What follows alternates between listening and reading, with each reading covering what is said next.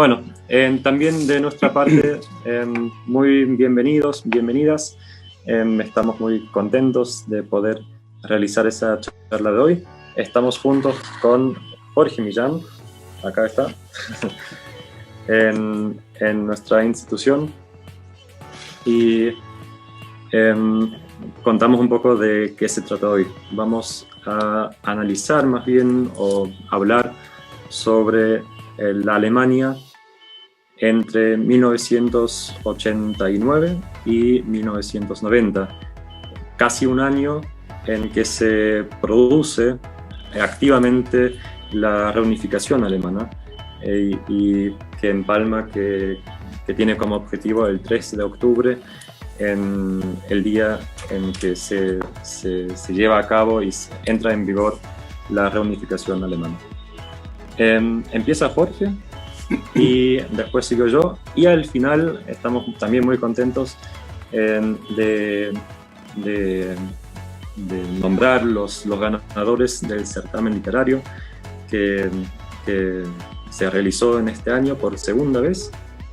Y en ese sentido también muchas gracias a Cristina von Matuschka, que junto con Jorge Millán vieron y declararon los ganadores del certamen literario. Muchas gracias por eso. Bueno, entonces comparto nuevamente la pantalla y Jorge sigue con el primer tema. Bueno, buenas tardes a todos. Es un honor para nosotros estar esta tarde acá con ustedes y compartir algunas inquietudes, algunos conocimientos, algunas ideas referidas a la reunificación alemana, de la cual en estos días conmemoramos los 30 años.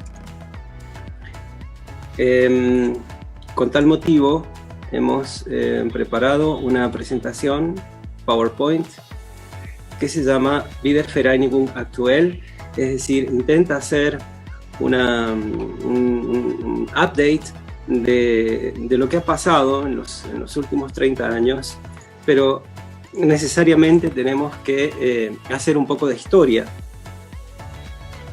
No podemos entender el presente sin recurrir a lo que pasó hace 30, 31, 32 años atrás.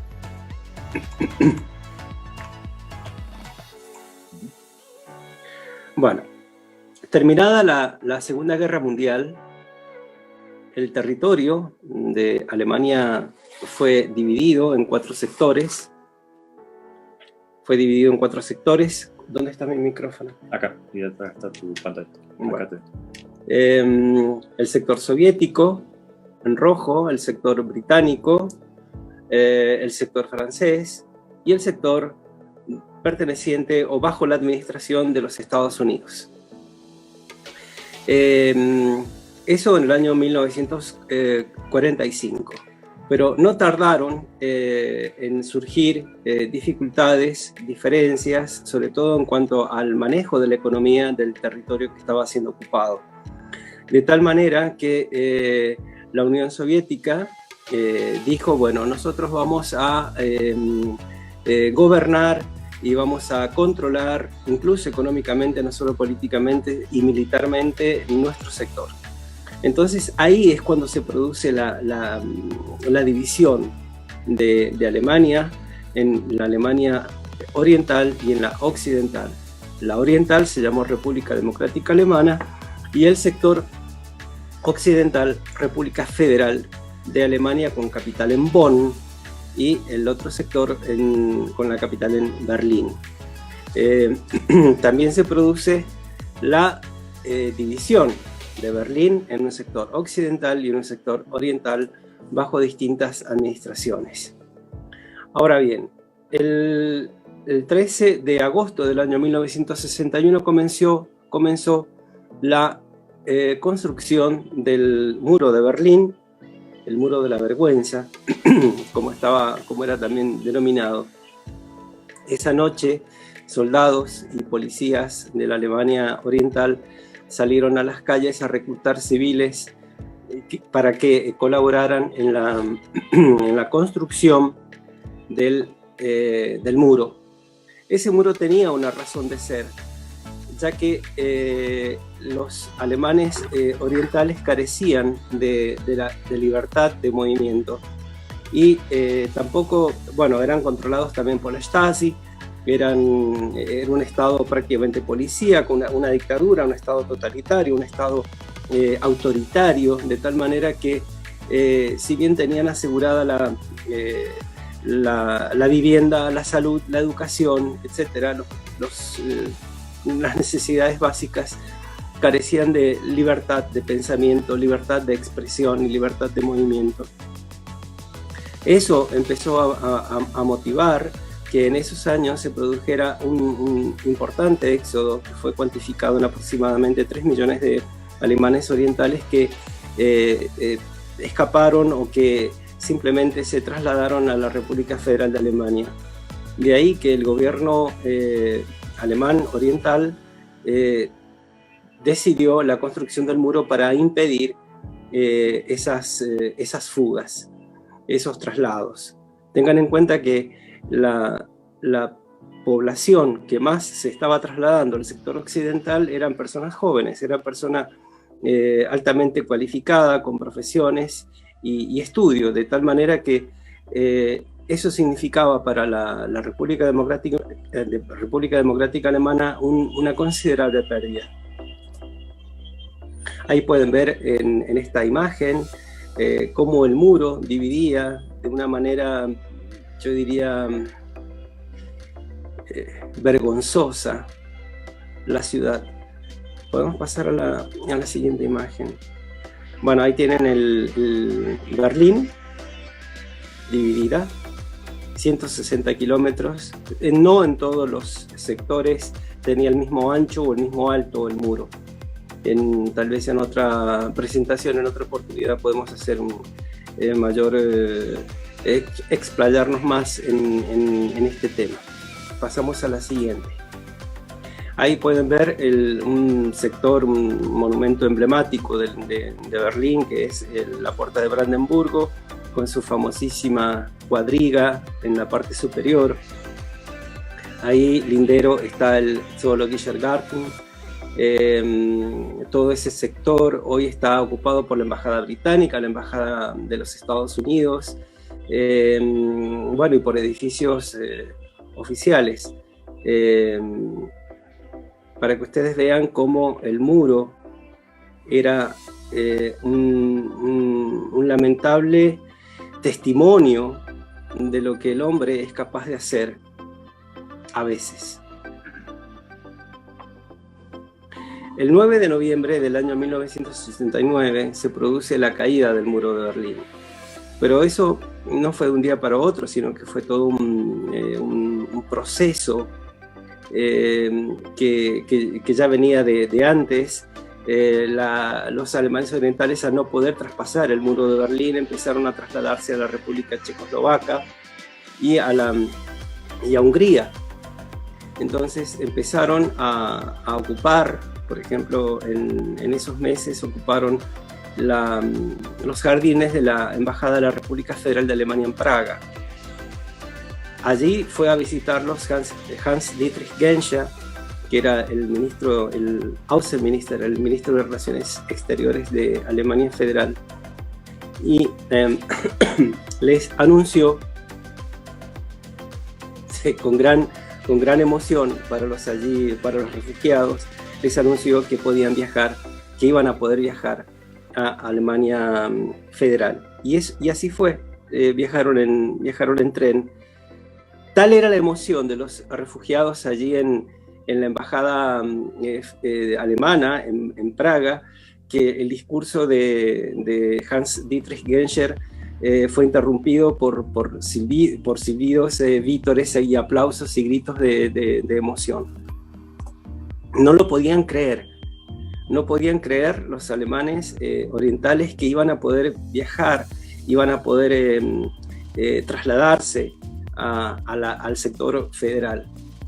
Imagínense que estuvieron muchos años privados de lo más elemental que hace a la dignidad del hombre, que es su libertad de expresión, su libertad de pensamiento. Allí tenemos una imagen, no estoy muy seguro, pero me parece que es el sector de la East Side Gallery, en donde la gente se juntó, ya habían derribado algunos segmentos del muro y se juntaron a festejar. Ahí tenemos otra imagen. Y esa foto, que es una foto realmente que ha dado la vuelta al mundo. Gente abrazándose, festejando, brindando la unidad alemana.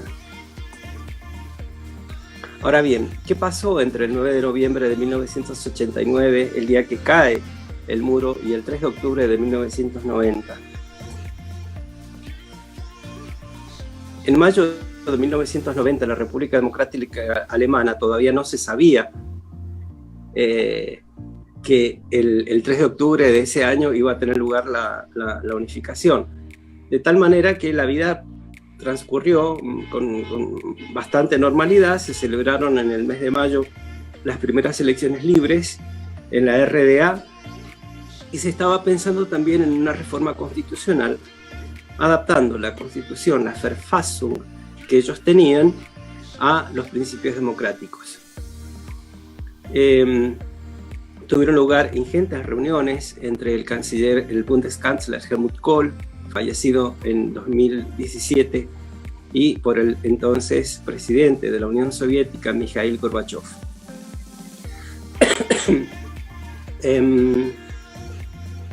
Hay aspectos casi secretos acá, tal vez nunca los sepamos, tal vez nunca sepamos a conocer a ciencia cierta qué es lo que pasó y qué es lo que se conversaba entre ellos. Lo cierto es que la Rusia de aquel entonces estaba pasando por una situación económica muy difícil, realmente muy comprometida, y el canciller Kohl, verdadero estadista, junto con el Außenminister Genscher, lograron convencerlo, también tal vez con una ayudita económica en préstamos, en créditos y en efectivo. Lograron convencerlo de que él diera el ok para la reunificación. Esta reunificación era mirada con mucho recelo, tanto en Estados Unidos como en Gran Bretaña y en Francia. Y fue Mikhail Gorbachev quien se encargó de convencer a George Bush, en aquel entonces presidente de los Estados Unidos, y convencerlo de que diera el visto bueno, el ok para la reunificación. Fue George Bush quien terminó de convencer a Margaret Thatcher y a François Mitterrand para que ellos también dieran el ok a la reunificación. Entonces estaba ya el camino allanado. En agosto de 1990 se celebra o tiene lugar el Einigungsvertrag, el Tratado de la Unión entre las dos Alemanias. En ese Einigungsvertrag se habló de aspectos como, por ejemplo, la reforma que tenía que sufrir o tener la Grundgesetz, la ley fundamental. Tuvo que modificarse el artículo 23, el 146, también se modificó el preámbulo. Y en septiembre de ese mismo año tuvo lugar el Tratado 2+4, el 2+4 Vertrag, entre las dos Alemanias y los ministros de Relaciones Exteriores de Rusia, de la Unión Soviética, de Estados Unidos, Gran Bretaña y Francia. Este tratado 2+4 es realmente muy, muy importante, porque en este tratado se fijan los límites definitivos que va a tener Alemania. Y Alemania también se compromete a reducir el número de sus tropas, se compromete también a abandonar la producción de cierto tipo de armas y su posesión, armas atómicas y armas químicas. De ahí que este tratado fuera realmente muy, muy, muy importante. Bueno, y ahí tenemos a la Alemania Unida con sus 16 estados federados. Y la capital de la Alemania Occidental, que era Bonn, se trasladó a Berlín.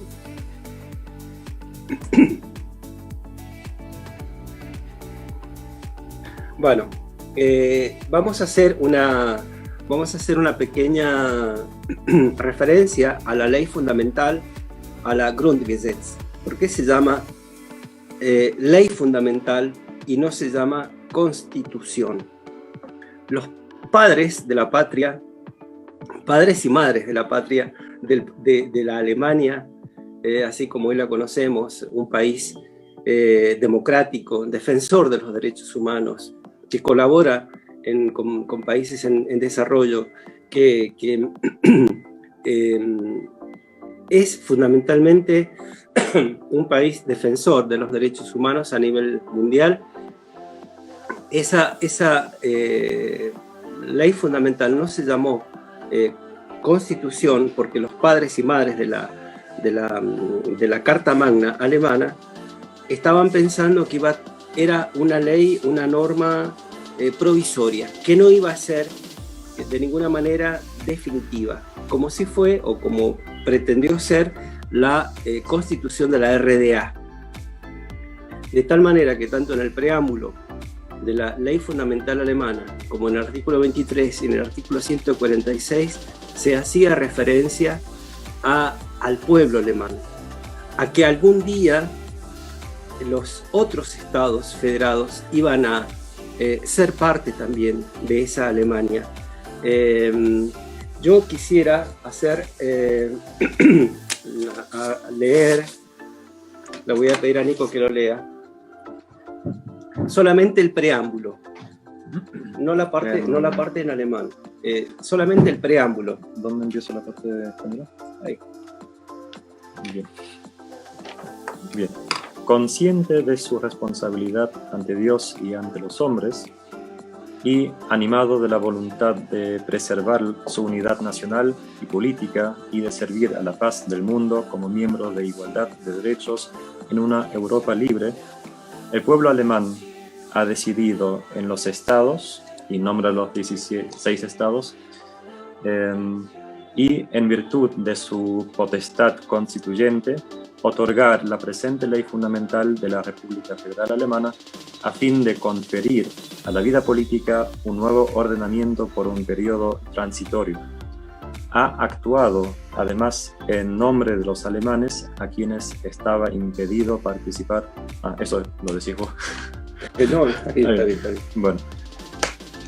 Bueno, lo que realmente interesa acá, que ya el texto original del preámbulo, ahora está modificado, pero el texto original del preámbulo de la ley fundamental ya decía claramente que se trataba de una norma provisoria, transitoria, en alemán für eine Übergangszeit, y duró 70 años, desde el año 49 que empezó a regir hasta el año pasado se cumplieron 70 años. Lo interesante es que en la ley fundamental se hace referencia a que cuando se produzca la unificación o la reunificación, se iba o se podría llegar a dictar otra constitución, una constitución para el nuevo territorio, el nuevo pueblo alemán, ampliado. Y sin embargo no fue así. Siguió rigiendo la ley fundamental, la Grundgesetz, con algunas modificaciones obviamente, siguió rigiendo por el altísimo grado de acatamiento que tenía entre los alemanes, el profundo y gran respeto que tiene entre ellos y el gran prestigio internacional que tiene la ley fundamental. Por eso continuó rigiendo sin mayores modificaciones. ¿Algo más? Esa es la última diapositiva. Bueno, ahora van a pasar la parte más interesante de la presentación de hoy. Los dejo entonces con Nicolás. Bien. Bueno, quizás alguien quiera hacer una pregunta hasta ahora a Jorge. ¿Hay alguna duda o quieren? No sé si quieren, tienen alguna duda, quieren hacer alguna pregunta. Me parece que no. Bueno, entonces pasamos a la segunda parte de la... Bien, bien. Bueno. Bien, bueno, entonces muchas gracias, Jorge. Y vamos a pasar a la segunda parte. Voy a hacer una pequeña introducción y después me quiero enfocar en dos temas, un tema y medio, más bien de índole económico. Y para empezar, entonces, a ver.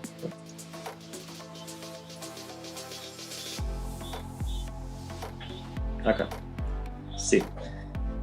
Enseguida acá. Si hablamos de Alemania, entonces, en tanto del norte al sur, no es tan fácil de poder dividir o de poder designar claramente cuál es el norte, cuál es la mitad, cuál es el medio y cuál es el sur de Alemania. Pero trato de hacer algunos intentos.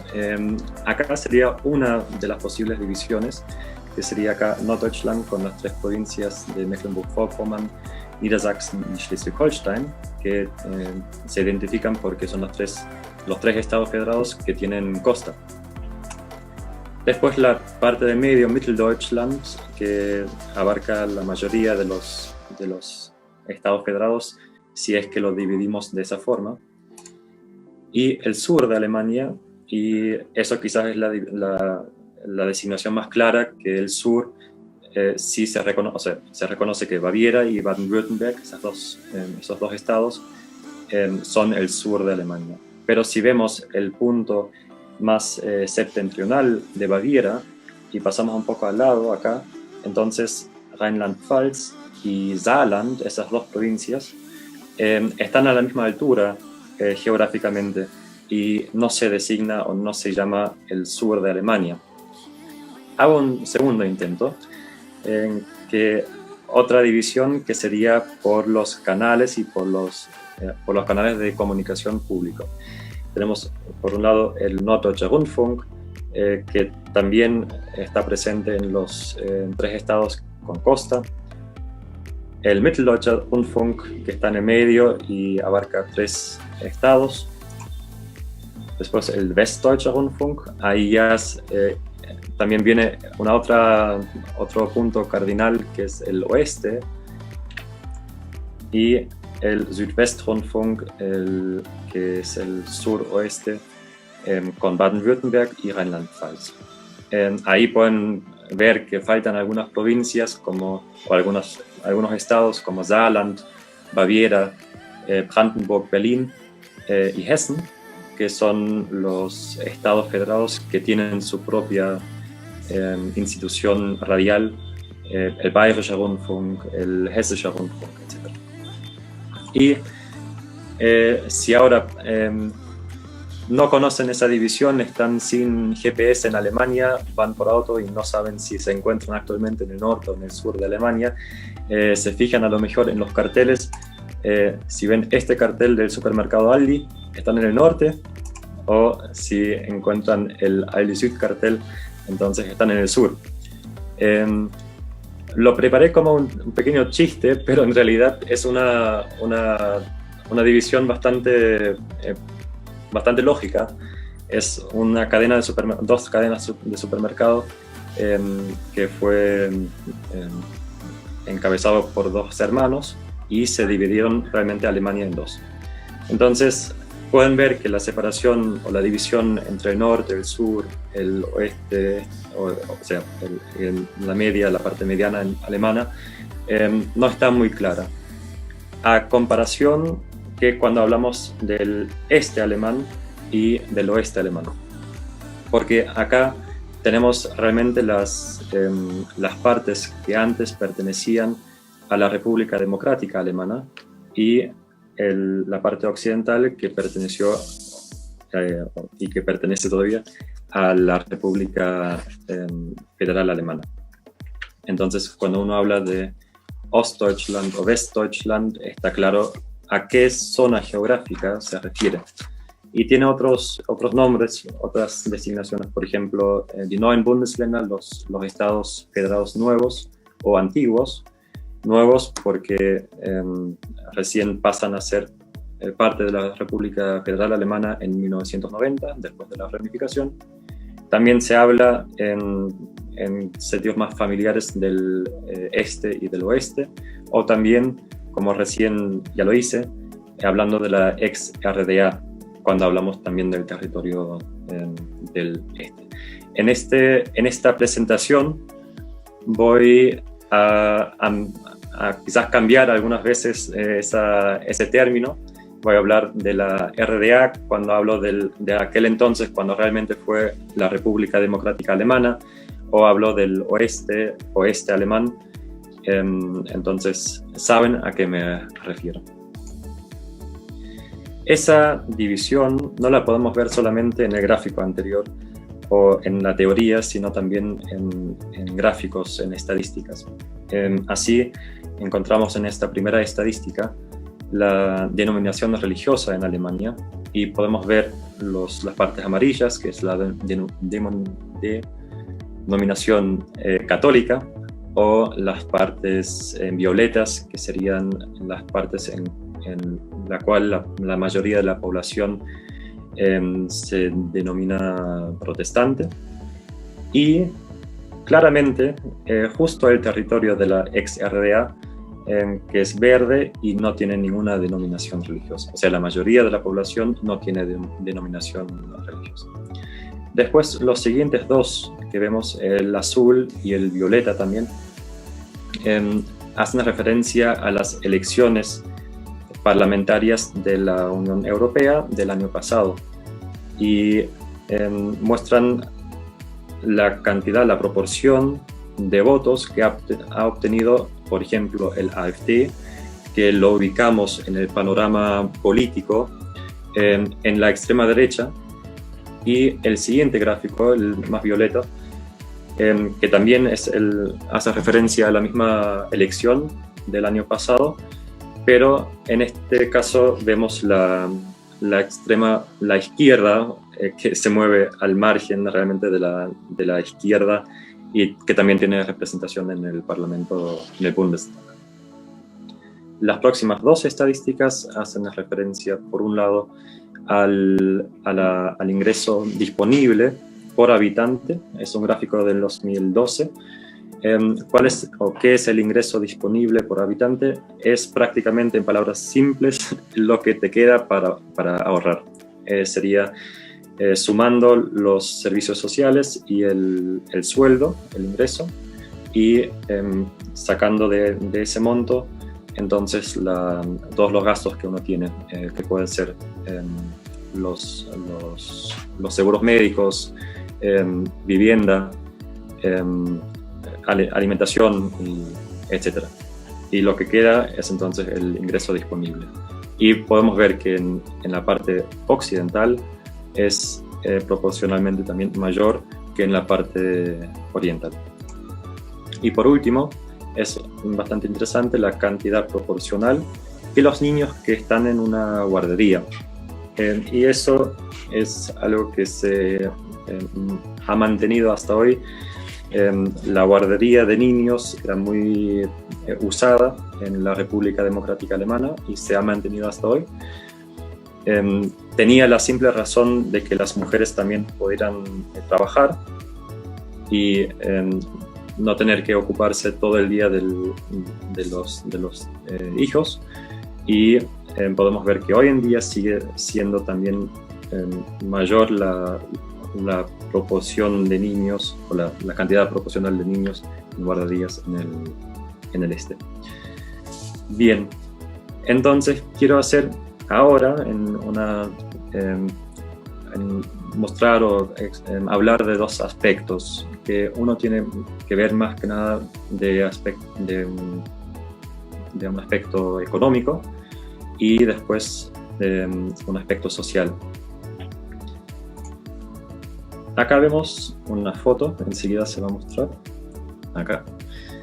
Aquí vemos una foto que se ha tomado en mayo, el 18 de mayo de 1990, es decir, un par de meses, medio año, un poco más de medio año, después de la caída del muro.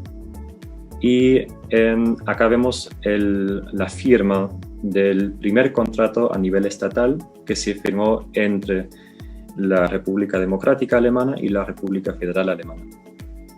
Y para entender qué están firmando, necesitamos volver un poco para atrás, y yo diría que justo cuando volvemos al 9 de noviembre del año anterior, de 1989, cuando el paso y la libertad de viaje hacia la Alemania occidental se abre, se posibilita, y se producen mayores flujos migratorios de Alemania oriental hacia la Alemania occidental. Anteriormente también tuvimos grandes flujos migratorios. Jorge lo acaba de explicar, esas famosas imágenes de Varsovia, de Praga, de las embajadas en Hungría, donde habitantes de la Alemania, refugiados de la Alemania oriental, buscaron refugio, buscaron asilo, y después, una vez que se habilita ese paso, cuando se legaliza el viaje hacia la Alemania occidental, aumenta todavía el flujo migratorio hacia Alemania occidental. Tanto que en enero del año 1990 tenemos por día 2.000 personas que llegan de Alemania oriental a Alemania occidental. 2.000 personas por día. Después se reduce un poco ese número, pero sigue siendo muy alto. En marzo del mismo año 1990 todavía hay 5.000 personas por semana que migran o emigran de Alemania oriental a Alemania occidental. Y eso trae como consecuencia dos situaciones problemáticas, tanto en Alemania oriental, en la República Democrática Alemana, porque se les va la mano de obra, se van los trabajadores, y es bastante crítico en ese sentido. Pero también en la otra parte, donde llega la gente en Alemania occidental, en la República Federal Alemana, donde los alojamientos que están previstos para justamente mantener la gente y atender la gente que viene inmigrando, se llenan y no hay más capacidad en esos alojamientos previstos. Entonces, por esos dos problemas, pero también previendo una posible reunificación alemana de las dos Alemanias, Helmut Kohl, el canciller de Alemania Federal, en febrero de 1990 ya propuso de forma oral una unión económica que abarcaría el territorio que hoy conocemos, o sea, Alemania Occidental, Alemania Oriental.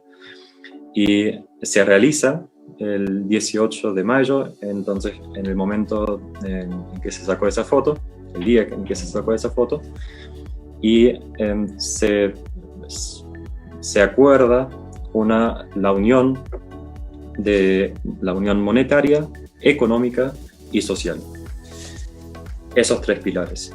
Tenemos entonces el primer pilar, que es la unión monetaria, y eso significa que a partir del 1 de julio, cuando entra en vigor ese contrato que están firmando en la foto, o la ley, cuando entra en vigor esa ley, Alemania oriental adhiere como moneda oficial el marco alemán. Anteriormente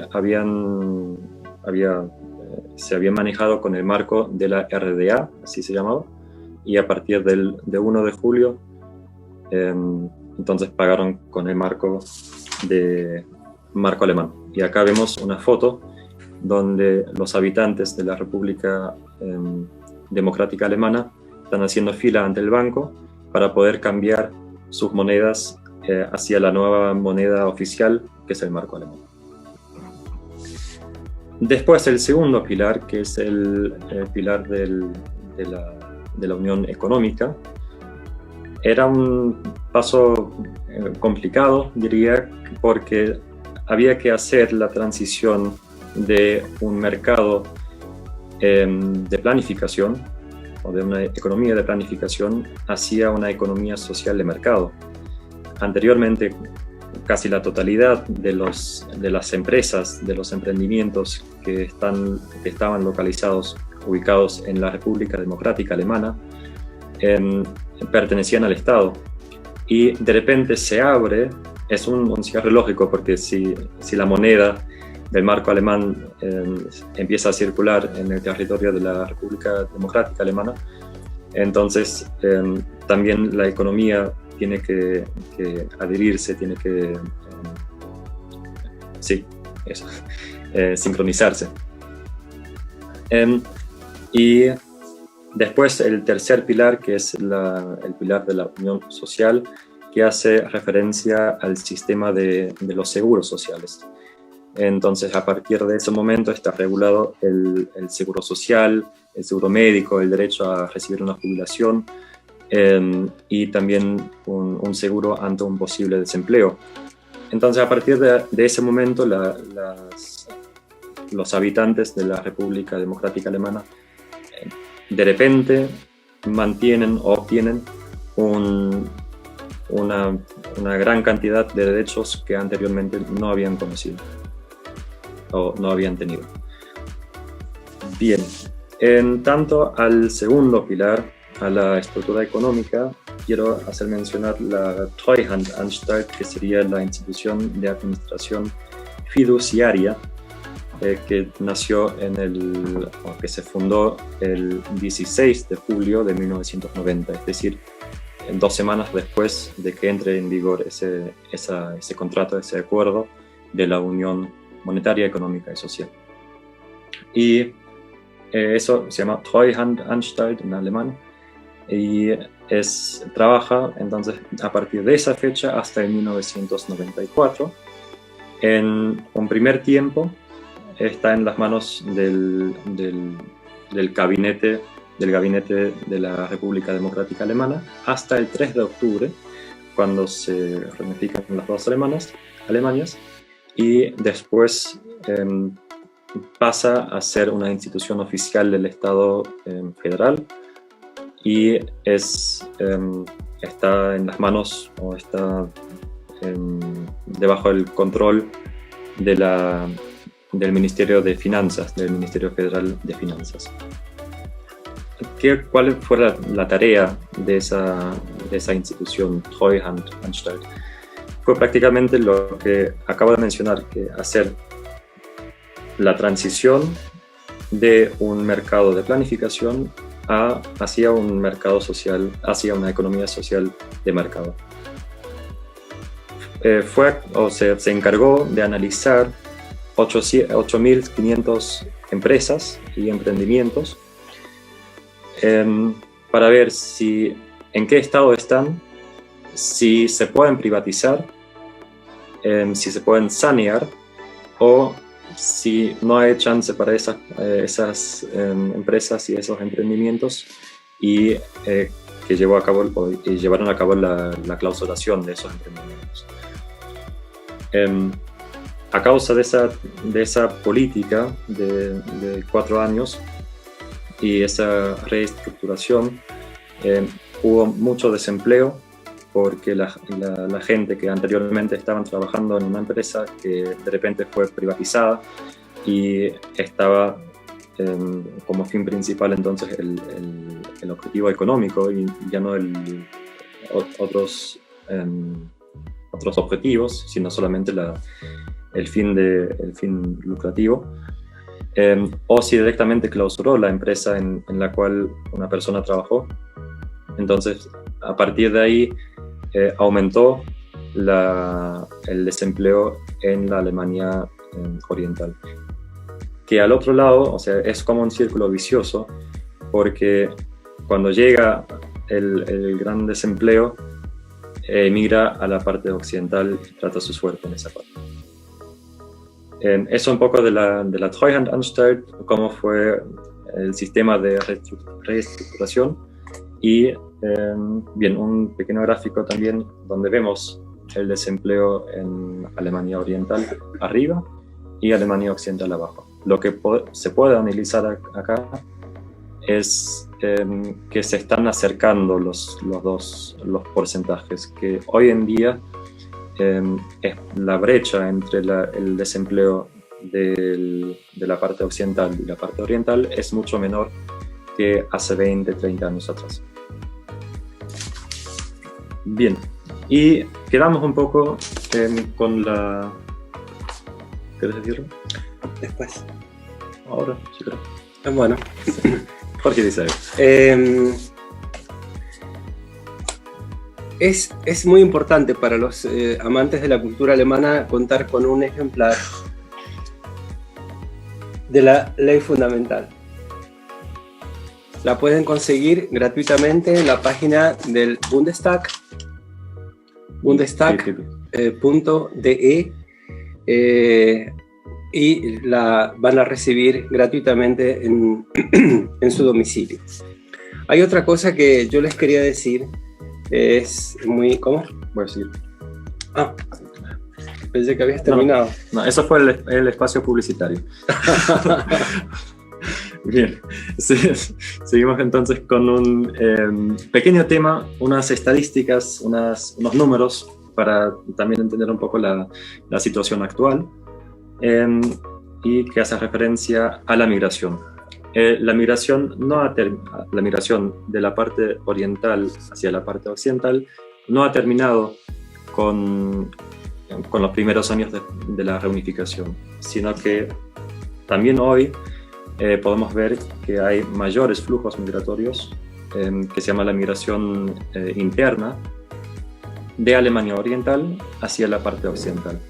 Y algunas estadísticas demográficas que me parecieron interesantes, sí, que desde la reunificación hasta el día de hoy, la cantidad de habitantes en el territorio completo de Alemania ha aumentado por 3 millones de habitantes. En 1990 tenemos aproximadamente una población de 80 millones de habitantes, hoy de aproximadamente 83 millones de habitantes. Hay que mencionar que ha aumentado la cantidad o la población en la parte occidental por un 8%, y por el otro lado se ha disminuido la población por un 15% en la parte oriental. El único Estado federado que pudo notar un pequeño aumento es Brandenburgo, que está alrededor de Berlín. Acá tenemos Berlín, la parte verde, y la provincia o el estado alrededor es Brandenburgo. Pero tiene que ver con que la gente de Berlín elige los conurbanos para su vivienda, para alojarse, porque en Berlín tampoco tiene el espacio infinito para alojar a toda la gente. De hecho, hay una palabra bastante graciosa en alemán, que es el cinturón de panceta, que hace referencia a los conurbanos. Entonces, Brandenburgo es justamente una zona del cinturón de panceta. Bien, otra estadística, otro número interesante es que en Alemania Oriental hay una mayor cantidad de mujeres con niños, comparando con la parte occidental. Pero se equilibra bastante. De hecho, hoy en día tenemos más o menos un mismo número de natalidad tanto en Alemania Oriental como en Alemania Occidental, que se debe a que, si bien hay una mayor cantidad de mujeres con niños, con hijos, en Alemania Oriental, es menos el número, o sea, los hijos, son menos hijos que nacen en Alemania Oriental, y si comparamos, las madres occidentales de Alemania Occidental tienen aproximadamente entre 2 y 3 hijos, y la madre de Alemania Oriental tiene 1 a 2 hijos. Y quedándonos con el número de natalidad, también se puede ver que después de la reunificación había mucha gente joven que emigró a Alemania Occidental y que decidió no poner ahora como objetivo crear una familia con hijos. Entonces se espera en un lapso de pausa, digamos, y recién en unos años después se puede ver un aumento de natalidad. Y esos jóvenes que han emigrado a Alemania Occidental han tenido también sus hijos en Alemania Occidental y no en Alemania Oriental. Entonces hay también una sociedad más vieja en Alemania Oriental que en Alemania Occidental. Bien, termino con esos números, que fueron ya bastante. Y Jorge, vos quedaste en decir algo. Sí, muy breve, porque ya tenemos que dar paso a Geni para que dé a conocer el nombre de los ganadores del segundo certamen literario. Han pasado 30 años de la reunificación y es momento de balances. Desde el año pasado hay un nuevo comisionado para los territorios del este alemán que se llama Marco van der Witz. Este señor Marco van der Witz, el 16 de septiembre, o sea, hace pocos días atrás, dio al Parlamento alemán hizo un pormenorizado análisis del estado actual de la unidad alemana. Quería hacer referencia a eso porque me parece importante señalar que ha habido muchos avances. Los nuevos estados federados alemanes han cuadruplicado prácticamente sus ingresos, su poder económico, pero aún así hay muchos déficits, y este señor Marco van der Witz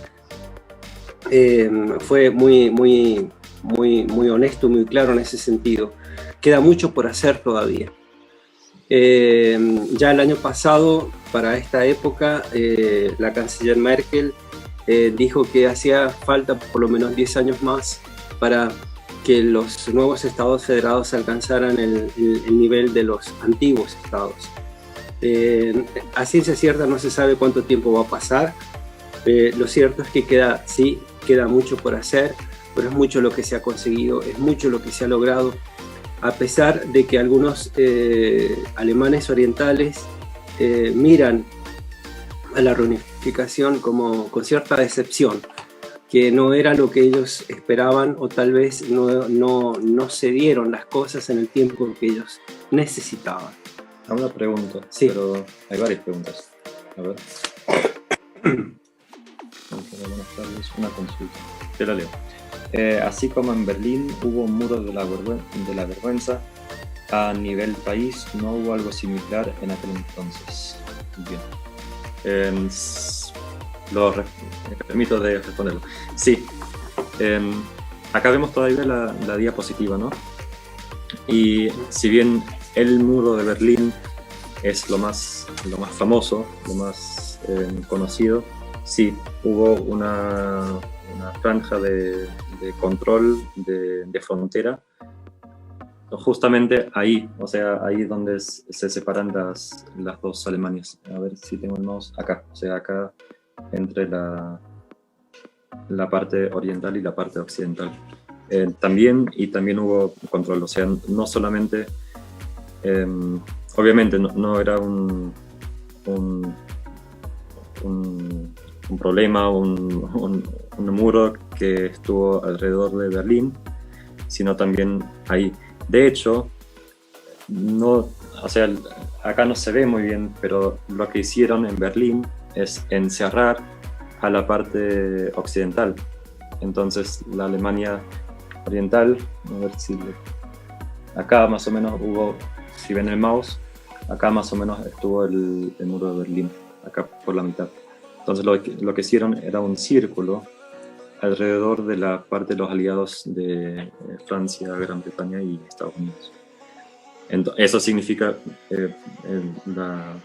la consecuencia lógica es entonces que sí, también hubo un muro alrededor de la frontera de las dos Alemanias, de las otras provincias. ¿Qué más?